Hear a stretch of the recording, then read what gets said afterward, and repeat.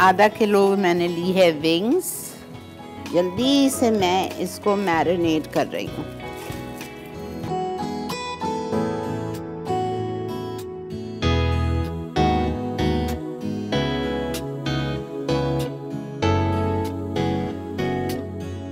Ginger garlic paste 1 tablespoon.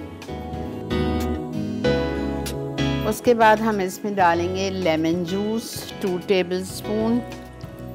उसके बाद हम इसमें डालेंगे garlic powder 1 teaspoon, salt 1/2 teaspoon और बस इसको मैं अच्छी तरह मिक्स करके छोड़ रही हूँ।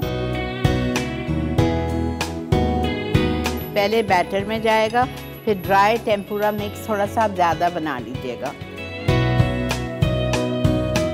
सिंगल लेयर में आप ये विंग्स को फ्राई करेंगे। जहाँ जगह खाली है वहाँ विंग्स डालिए, एक के ऊपर एक विंग्स नहीं जाएंगे, वरना क्या होगा कि इसका फ्लावर, इसका बैटर सब बाहर आ जाएगा।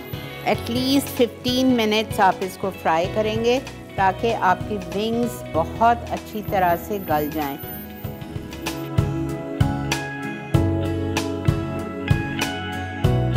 हरी प्याज के पत्ते, थोड़ा सा हरा धनिया,